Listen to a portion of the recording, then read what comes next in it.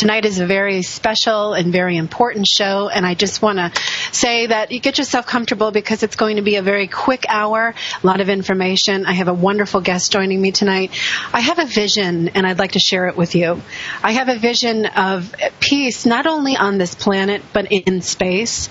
And I just happened to come across this beautiful person who's on here tonight, and the way that we connected was magical. It was absolutely otherworldly, and there's certain people that come across and cross your path in your lifetime, and for whatever reason, and when you realize what that reason is, it's an incredible and empowering moment. And I'm very, very lucky to have her on the show tonight and to be involved in the project that we're going to be talking about tonight. Dr. Carol Rosin was a witness in the Disclosure Project at the National Press Club in Washington, D.C. in May 2001, led by Dr. Stephen Greer. She has appeared in numerous media productions, interviews, and publications, and she has served on technical and non-technical boards, including the Advisory Board of the Exopolitics Institute. And among her awards was the United Societies in Space Award for her 30 years of humanitarian work for the peaceful uses of space for peace on Earth also. She has started the Institute for Security and Cooperation in Outer Space, and she is leading an initiative to have a very important document signed by world leaders on this planet that would ban space weapons, that would cause a bridging of worlds for not only people here on this planet, but other worldly beings that are visiting here. And Carol joins me tonight to talk about the project, to really give very new information. This is something she has not shared on many other programs. So what you're going to hear tonight is not a typical interview with Carol, but she will be talking about what we're going to be doing. And I'm very excited to have her here. Thanks so much for being here, Carol. Thank you so much for having me on and for making it possible for me to share all of this and with you. And so I think we might have just, did we lose her? No, we're here. Go ahead. Oh, okay. So, Carol, I want to just start by giving the listeners a background into, you were an assistant with Dr. Wernher Von Braun. You have an incredible history. Where did this treaty come into play along your lifeline here? When did this really start to be put together?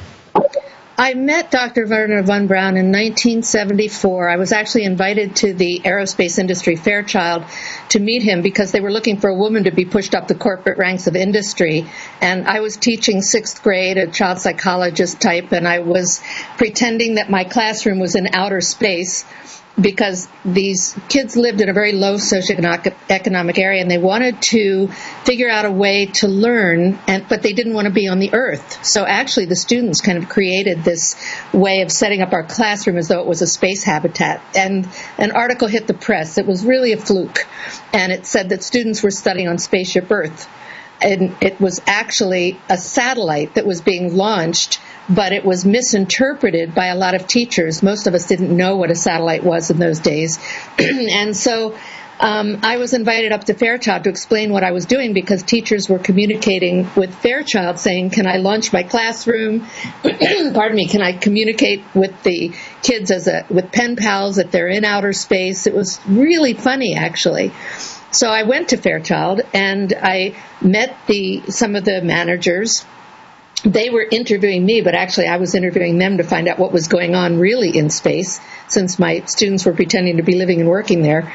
And I was introduced to Wernher Von Braun as a gift. It was actually a gift. They gave me what was supposed to be a 10-minute meeting, but it lasted for over 2 hours. And Von Braun, it turned out, had a sense of humor, even though he was dying of cancer. He was being given just a few weeks to live at that time, and he was kind of cleaning out his office. But he was shooing everybody away while I was sitting in front of his desk, pretty much speechless, because I was talking to Von Braun. And I knew he was a German, and I didn't know too much about him. I knew that he was associated with what I thought were Nazis. Of course they were. And what I didn't know is that he had planned the escape from Peenemünde, from being under Hitler, and he brought these, I think it was 118 scientists to the States, but some of the more than that went to Russia. And he started telling me this whole story, and he said, at some point he tapped his finger on the desk and he said, you will come to Fairchild, you will be here in 3 weeks, and you must keep weapons out of space. And then he went on. And I remember saying something to him like, no, teachers don't quit until June. This was February. And then we go on vacation or we take courses. But I don't come to an aerospace company. I'm a teacher. And this conversation just went on. And the mesmerizing quality of the look in his eyes and the intention was absolutely impossible to say no to. At some point, I realized that he was dying, and he assured me he was going to live for a few more years to teach me what the real game was. And he did. He lived another 3.5, almost 4 years. So I was so lucky to have this relationship with him where I would give his speeches for him. Inevitably, my first speech was to 18,000 educators at the McCormick Hall, which houses about 18,000 people. And it was teachers, and I was to introduce satellites as a teaching tool. So it was quite an experience even then, because my first real speaking engagement was with Wernher Von Braun transmitting this speech into my left ear without a telephone. So you can imagine from there where this experience went. I had different roles in the entire military-industrial complex. I mean, my biography, when I look at it, looks like it looks like the third person. It couldn't possibly be that I had done all that, but it's all underestimated in my bio. So that was Von Braun. He really gave me this assignment. I've tried to quit several times.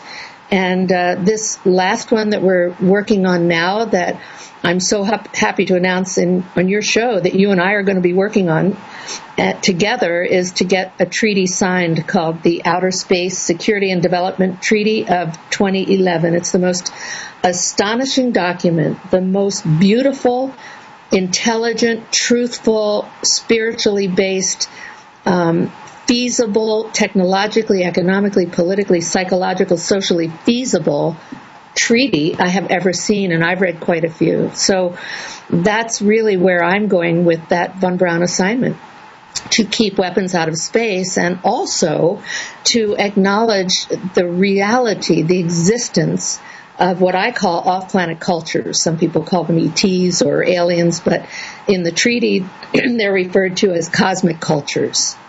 And it's the continuation, really, of what I know Von Braun would have been doing if he could have lived. But he finally died of cancer in 1977. And then I went on an even more amazing journey. So thanks for asking about that.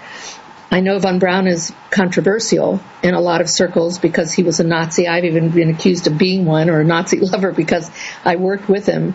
But anyone that knew him would tell you this is one of the most spectacular visionaries of our time. So what a lucky thing this was for me. And people who think that way, I feel sorry for them, and I feel even more sorry that they didn't get a chance to meet him and understand where these rocket scientists, that's what they really were coming from, and what their purpose was. It had nothing to do with war. That was their assignment. I mean, I worked with people working on the A-10 bomber airplane, but I'm not a warrior. I'm a full-time day and night for the last 37 years peace activist and environmental activist.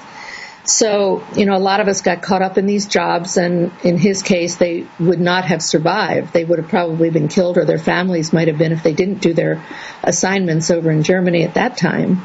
And then they came over here and kind of got sucked up again in a missile program, but as soon as they could, they started working on the moon landing and on many other visionary pieces of technology that were just spectacular. And still are the foundation for what we're doing in space that can have enormous benefits to Earth. And so I want to ask you, I'm very curious, you had talked about in a few articles, and when I was researching, our show tonight and talking to you and asking you questions, you had given some information about what he shared with you as far as agendas go. Would you care to talk about that? In which aspect of it, Hillary? Well, I mean, he had specifically told you back in the late 1970s that there was an agenda as far as the war goes. The Gulf War, he actually shared with you that the Gulf War would happen back in 1977. Then there would be terrorists, and then there would be asteroids, and then there would be an alien threat. Yes, in fact, I testified with that. People can see it in clips on YouTube from the Disclosure Project.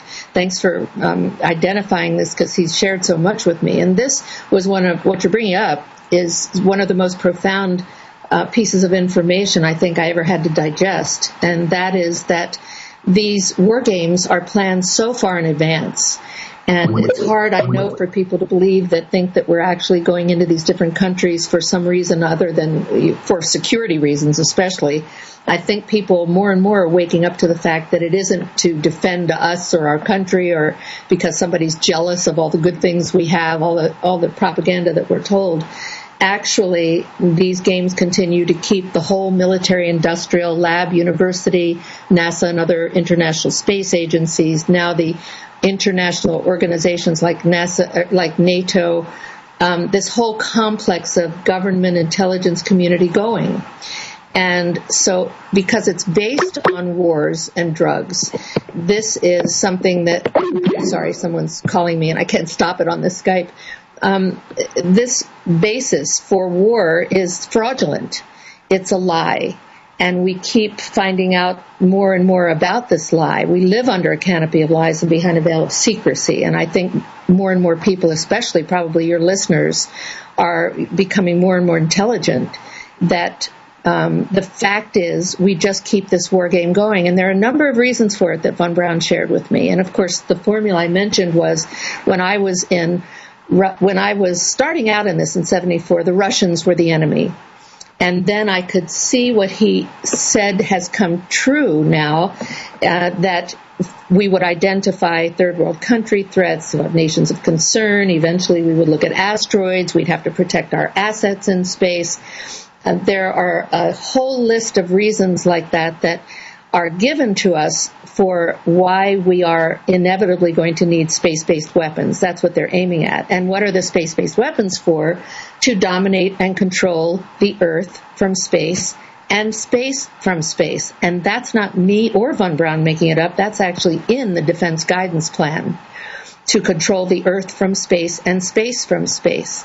And now you're starting to see, even in the last few days, we've seen more announcements of conferences that are starting to take place, including in the UK and Europe and around the world, where the topic of conversation is threats from space. That's actually the kind of titles that they're using. Of course, they're saying what other things there could be, maybe an asteroid threat, a comet, who knows, but we know what they're talking about.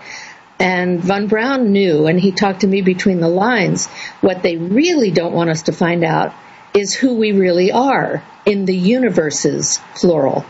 And the way we're going to find that out is when we are able to acknowledge officially that there are extraterrestrial beings that have been here, they are here.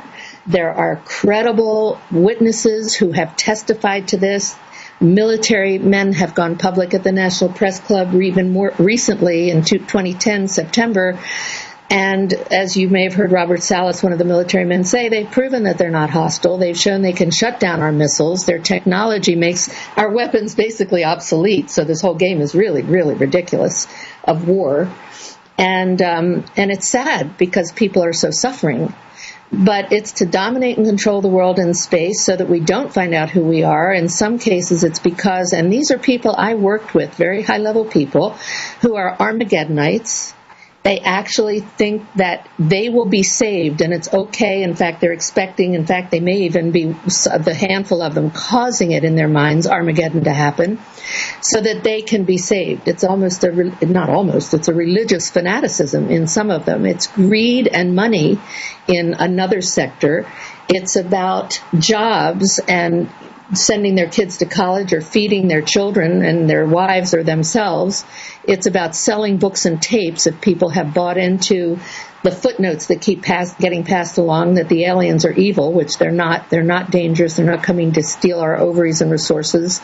And in fact, they have stopped doing experiments on humans a few years ago when they actually started to realize that the reason that we're so different, that some humans holding the light and some humans killing each other, which is one of the things they were trying to find out when they were doing some experimenting, according to my own visitation and what I've been told.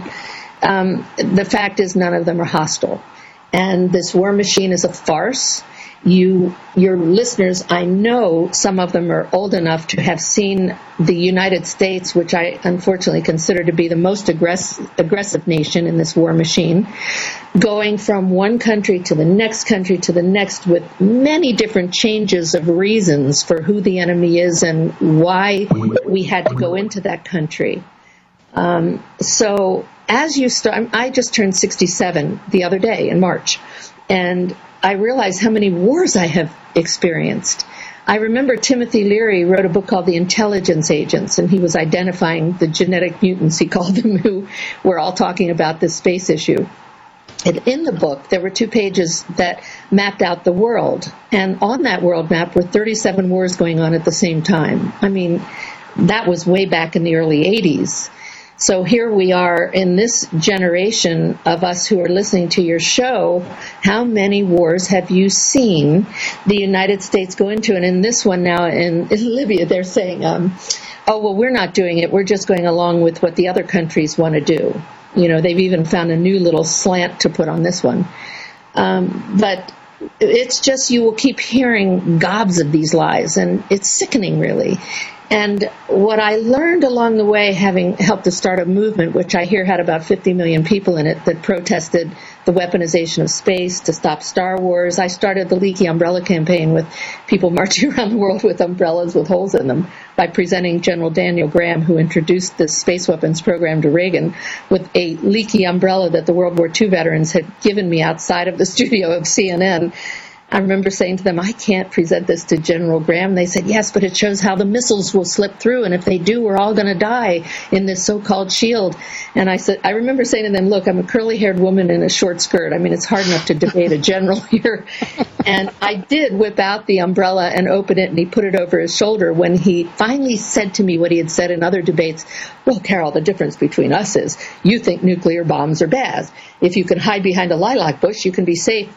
And I went, what? You just walk a couple of miles and hide behind a lilac bush and you'll be safe from a nuclear blast?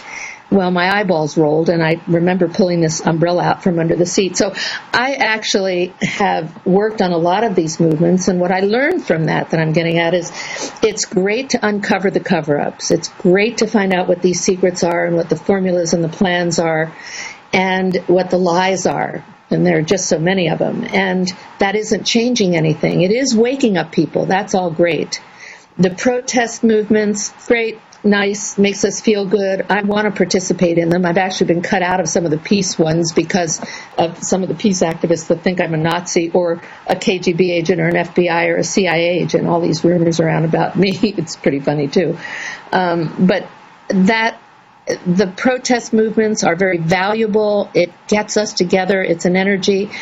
But what I want to do with you and with anybody else that wants to make contact with us through your show, or they can write to, spacetreaty@gmail.com, or they can go to the website, peaceinspace.com.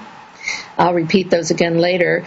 That is something that people can do to let you and me know that they are interested in working with us to get a treaty signed that will ban all weapons from space. And when your listeners go to that website, peaceinspace.com, I think they're going to be quite thrilled and surprised, and I know that they're going to get tapped into the highest frequency that this treaty is actually written in by the people just in the About Us section. Because these are some men, the sixth man on the moon. Some of your listeners probably know of Ed Mitchell, who founded the Institute of Noetic Sciences to study the brain and the mind and consciousness, because he had an out-of-body experience in space. And Scott Jones, who's just fantastic. I knew him when he was a senior aide to Senator Claiborne Pell when they were studying things like life after life, alternative technologies. He's an amazing guy, and he was also involved, like Ed was, and all of these men were in one way or another, in the military or military-industrial complex and the intelligence community. Abe Krieger, just fantastic. He worked at Boeing for 37 years, and part of what he did was work on what you and I would consider to be SDI, Strategic Defense Initiative, space-based or space weapons contracts at Boeing. These are all now senior men, and Commander Will Miller, who has been advisor to a number of us, to Stephen Greer, Leslie Kane, who has a best-selling book out now, to me on this extraterrestrial presence, and to make sure that we don't go out of whack in the content that we're presenting. He's just been a wonderful advisor for me. I'll speak for myself. And one other one that I want to mention that's the newest member of this website, who is one of the most fantastic heroes on our planet. It's the Canadian former Minister of Defense, Paul Hellyer. And we just posted one of his speeches that's actually on YouTube. But here's a man from this high-level government position in Canada, in this case, who is willing to go public with the fact that there are extraterrestrial beings and that we need to sign this treaty to ban weapons from space so that they can come in safely and share with us what they know. I mean, these are beings that have traveled these great distances and lived for how many years in a ship that Von Braun actually described to me without saying it was a ship. He said that we're going to have cars that have these thin skins, and they can, humans can actually kind of think their way to make them run. And I mean, it was a whole thing that I'm now putting together and remembering that he said, and it fits what the description is of these ships that they must be using, some of them, to get here. The telepathy, the psychotronic weapons that otherwise are going to be controlling all of our minds. They're being experimented with right now. Some people know about HARP, for example, which is a ground-based system. It's not based in space. The beams go up and come down, but the system itself is based on the ground. And so what we're going to be doing now is focusing on this treaty that will ban space-based weapons, allow these beings to come in safely when they're invited in. Imagine what we're going to learn from them. I mean, they have alternative energy, obviously, or they couldn't have gotten here. They're certainly not using oil or coal or nuclear or anything. So this is really important to the survival of the species, of our human species, and all the other plants and animals and the 500 million orphans I hear that are on the planet now. And you see what's happening to the earth itself. There are solutions to this, and many of us who have been visited we've all been told recently that none of them are hostile. Yes, there were some things in the past, but let's not keep promoting those footnotes. Let's get on with what's real now. Let's focus on the positives, where there are enough negatives that can really get you depressed and down and even dysfunctional. You can talk to my husband about that. He's the guy who he introduced the Disclosure Project, and then at the end, when one of the journalists said, well, if only one of your witnesses, Stephen Greer, is telling a lie, then they're all discredited. And my husband jumped up and said, no, if only one of them is telling the truth. And that's kind of where this issue is. Some people will get it, some won't. My version is move on. Let's not try to convince anyone. I'm an educator, so I really want to educate people about this issue, and that's what I can do, for example, through your show. And that's what you and I are going to be doing as we meet with world leaders, which is our plan. And the grassroots are going to be given a great, grand grassroots plan that will be announced within the next couple of weeks on that peaceandspace.com website. And this treaty is, I'm talking about the benefits of the off-planet cultures, called cosmic cultures in the treaty, what it's going to do. But what really it's about is, to me, having come out of the belly of the beast as the first woman corporate manager of an aerospace defense company, a space and missile defense consultant, I really got pushed up the ranks because they didn't have any women. And I also had learned so much that I could probably talk military strategy to more top military people than you can imagine. In fact, I briefed the Space Command, the CIA. Space Command is the combination of the Army, Navy, Air Force, and Marines, and I'm an honorary Marine. I mean, this goes on and on. The only peace activist that I know that's an honorary Marine.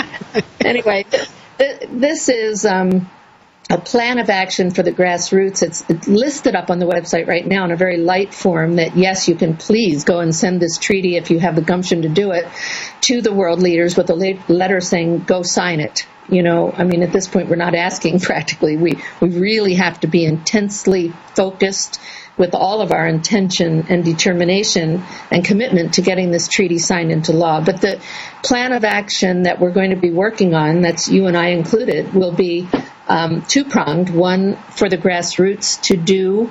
Hopefully we'll get a more of a point-and-click kind of website where people can just point and send their letters. But for now, we need to start this rolling with your show. Anyone that's interested can do this, or they can just make contact with us and wait until the formation of the plan of action is put into print on the website. And then the second prong will be for some of us to go to the world leaders themselves. We only need 9, according to the way this is written by these wonderful gentlemen on the website. This treaty, and me, is to get 9 world leaders to sign this treaty and ratify it. And we have a law. This is a real law. Yes, people are going to say, is it verifiable? Because that's what stopped other treaties from actually getting signed, or the U.S. from participating in it. Yes, it's verifiable. In 1967, when the Outer Space Treaty was formed, not all the countries that are involved in space even existed. They certainly didn't have the technology. I put together the first telephone book of different countries that had telecommunications via satellite for an International Astronautical Federation Congress in Rome back in the 70s. So, by the 80s, there still were not that many people participating. In 1967, the United States was definitely number one, blah, blah, blah, and Russia. And, of course, the Cold War was going on, as I mentioned, when I got involved in this in the early 70s. Well, now we have many countries around the world that are spacefaring nations. And we know, you and I'm sure you know this too, we will find 9 leaders of countries that are going to sign and ratify this treaty.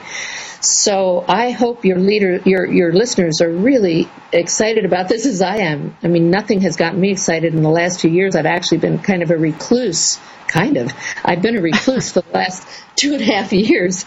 And I've just started to kind of emerge because these men were willing to come forward with all their credentials that are on the website and support and even work on every single word of this treaty. So it's all based on truth and the technology that exists and the potential for our survival, as well as for the benefits to all of us in terms of the real security, but that's based on cooperation and collaboration, and that's where the verification comes in. In space, although people will tell you there are weapons in space, I have yet to find out one piece of evidence of it. Nobody that I know can prove that there are. You just have people say, oh, yes, I saw them when I was 20. No, this is not true. The fact of the matter is, if there are any in space, this treaty will still ban them verifiably.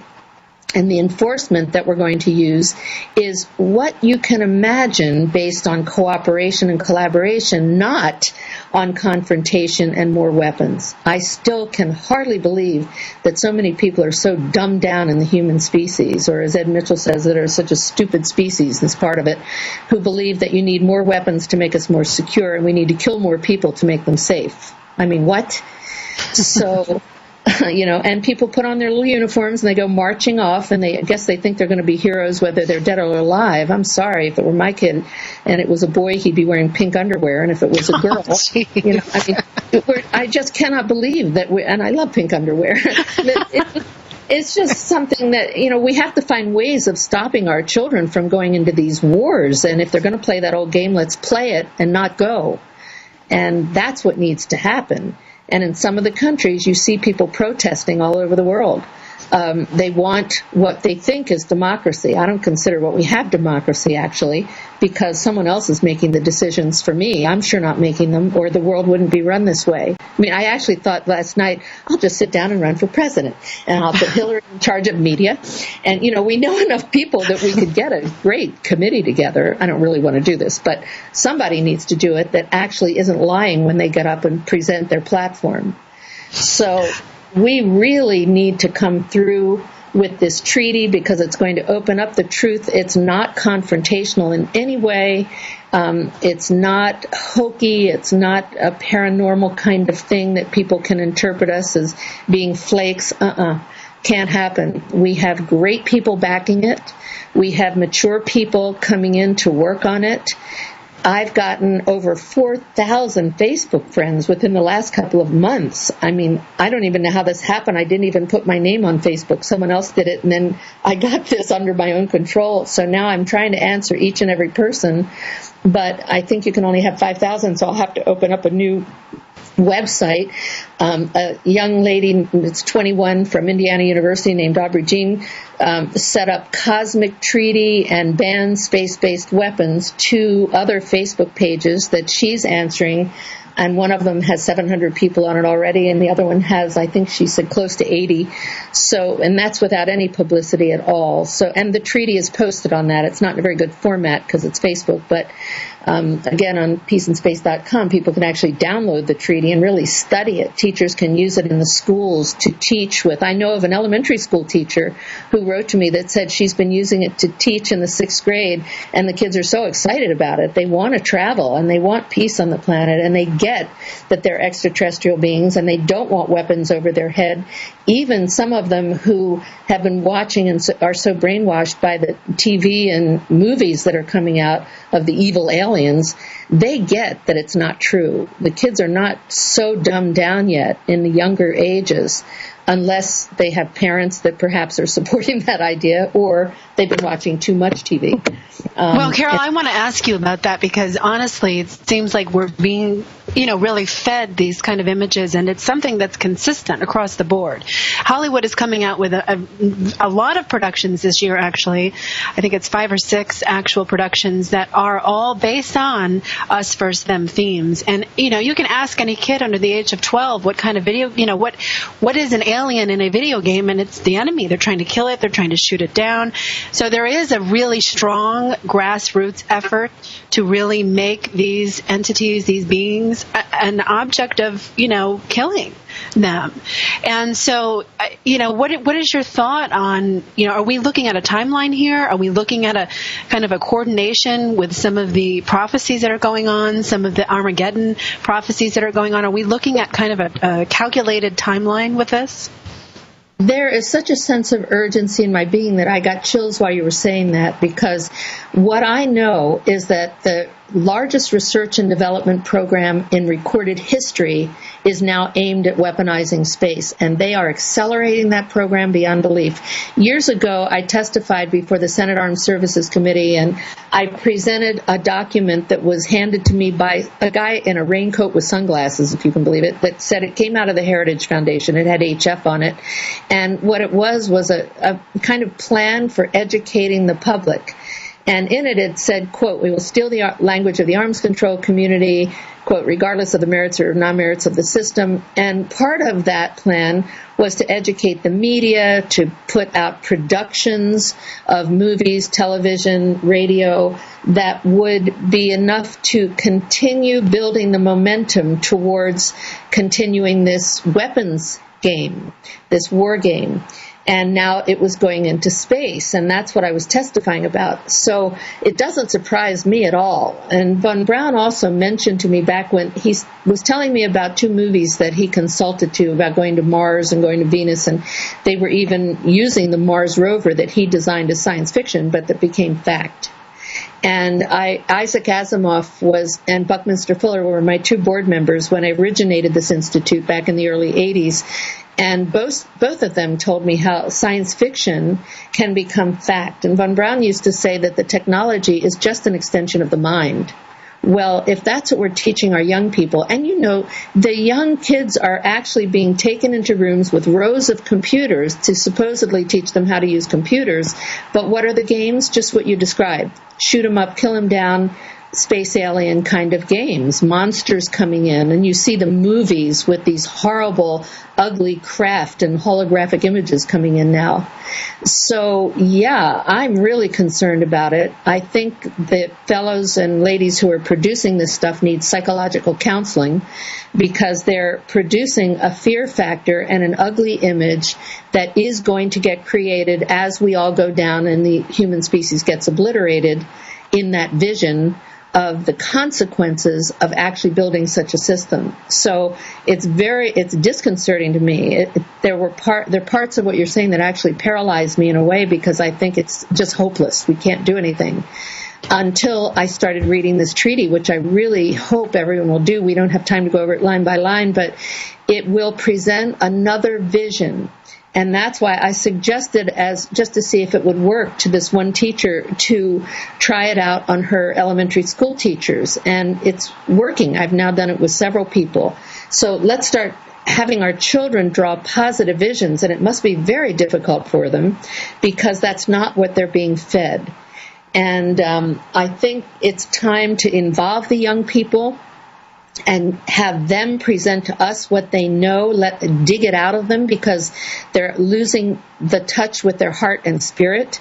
It's very difficult, I know, for children to come from a place of love unless they happen to have one of those unusual families that have stayed together and really love them, or a single parent who really loves and cares for them, and there are some of those. But there are also many, many children that don't come from that kind of environment. The cities around them, the communities are falling apart too. They're feeling the stretch of negativity that their parents are going through. I mean, kids are very sensitive beings. And so we need to start paying attention to these children that, quote, they're the future of our, well, they're not going to have any future if we don't, as adults and people, including children, students who can join in, like the Indiana University students have, and they're the only audience, by the way, of universities that I've addressed because I have been in seclusion. They came through, these university students, and they got very up about what's possible in the world, because it's not la la land, let's all envision and everything's going to be wonderful kind of talk. It's going to be wonderful if you get out there and make the changes, work for it in any field of interest at all, especially get into fields of technology and science, and get to the leaders. I've pretty much given up, unfortunately, on the U.S. Congress. I only met one congressperson that connected to this for the right reasons. It was Joe Moakley, and he died, from Boston. And I said, why are you going to introduce the first bill to ban space-based weapons? And he said, because I have starving, freezing seniors in the streets of Boston, and I know if the money goes into this enormous space-based weapons program, they're going to continue, and it's going to get worse to suffer. So now those who are politically oriented in the states maybe can take this in and try to get a bill made out of it. I personally give up. That's why I've gone to the world level first. I'm kind of going along with what a man named Howard Kurtz, who's also deceased now, founder of World Control Planners, Inc., and Gary Davis, who founded his version of the World Government of World Citizens, and for which I'm coordinator of the Space Commission, having replaced Dr. Isaac Asimov. I've got all these titles and positions, and I'm using everything I've got, including Dr. Charles Murchea just appointed me to be World Space Ambassador. World Peace Ambassador for the International Association of Educators for World Peace, which is in consultative status the UN Economic and Social Council. If all of us can get into any kind of position, or just write letters to the media, get on the radio like I'm doing on your show, start to write letters. We all know how to do this, and handwrite them, because I remember hearing that maybe gets to people's hearts more. I don't think petitions actually work, but I think personal contact really does. That's my experience. And I have helped to produce different amendments and bills, and now this treaty.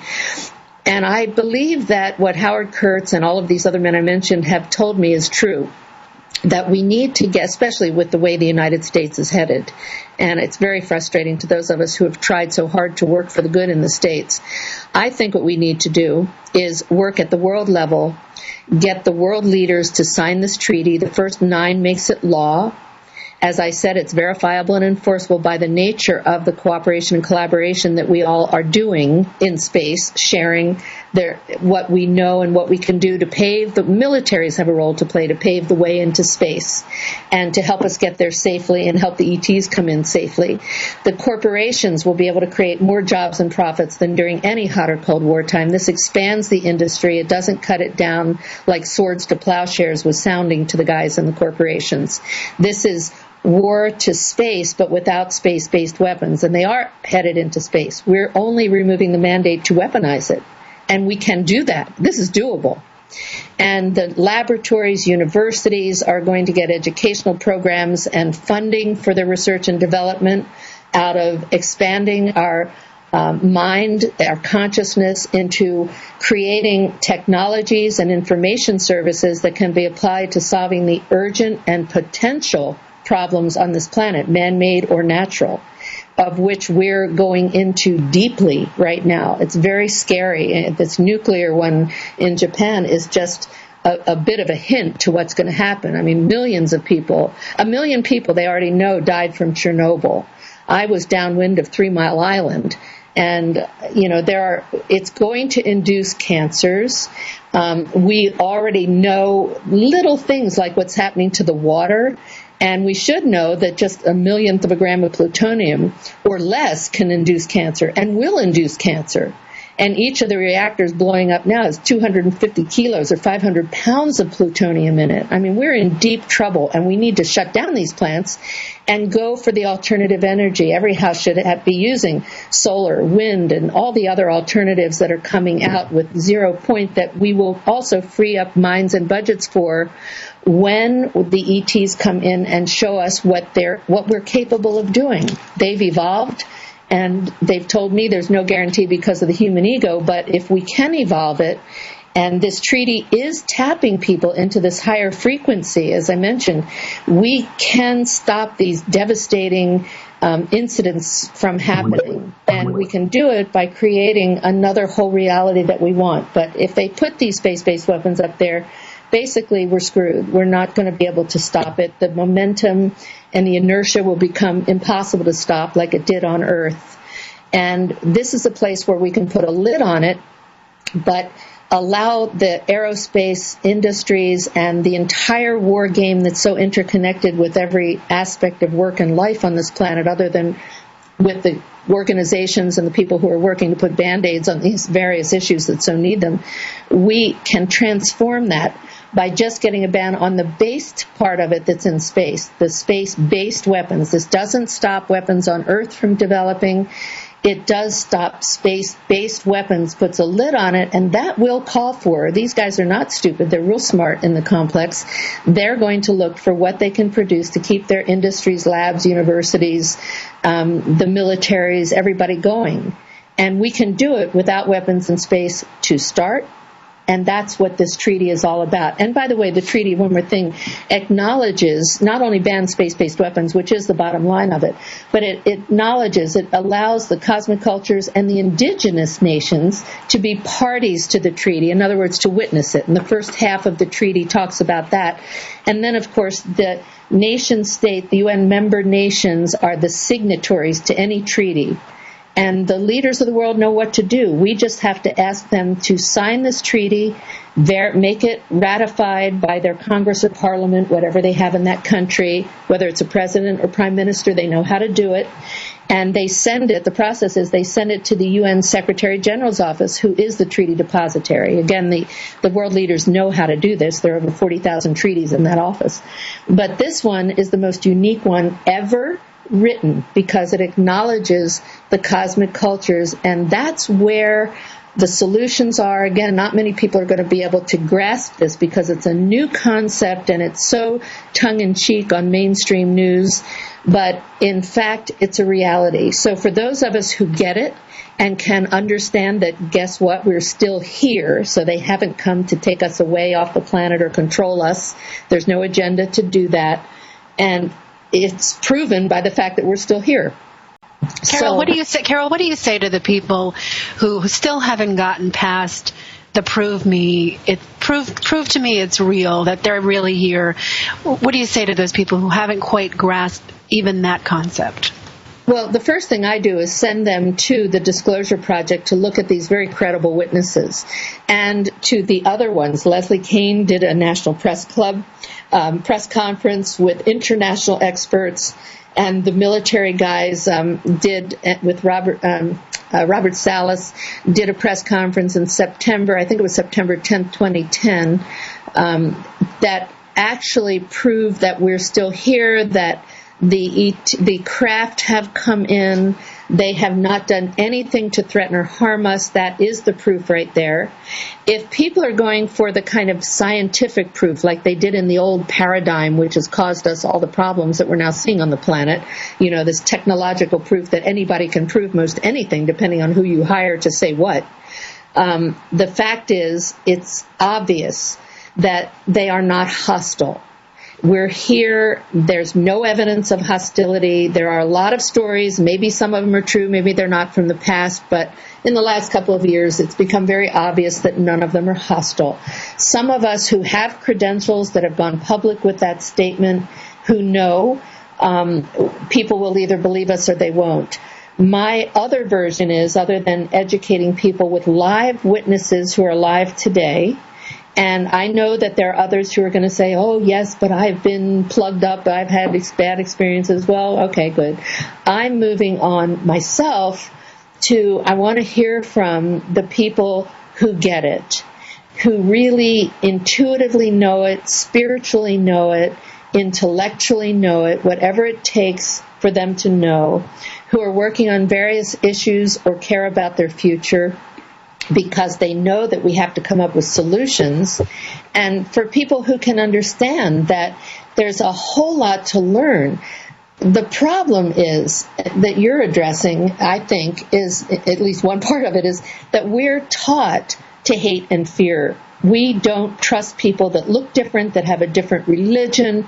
We think it's okay to go in and murder a leader of some country because maybe he's doing bad things, but we don't communicate. We don't have enough respect, enough awareness, enough of our evolutionary process to even go on to find other ways of functioning on this planet with humans. And so how can we expect that trickle that down or up, that certain people are ever going to believe that we can get along with extraterrestrial beings? I mean, they can't. They're totally exposed to this other vision, like the children are that we were talking about. And yeah, they can see that children are suffering. You see these horrible visions of families that have no food, no water, no sanitary protection for themselves. And we go in and bomb them. And we go in and bomb places and send in our drones now. I mean, they keep advancing the technologies where part of the country is drowning or in the middle of a drought, and we just bomb the crap out of the other ones. I mean, it's a continuation of the old mindset. And I believe that some of these people, unfortunately, and I say this as a very sad educator, are not educable at this time.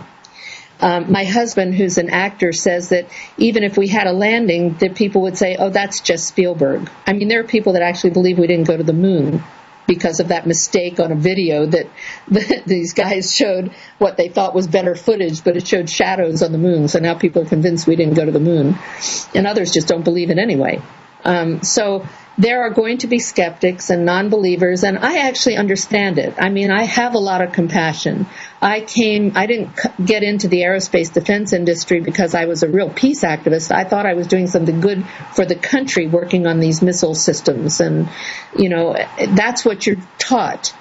And then somewhere along the line, I started listening to the people that I was supposed to be studying and educating with the lies, and I said, oh my God, these people are actually making more sense than where I am.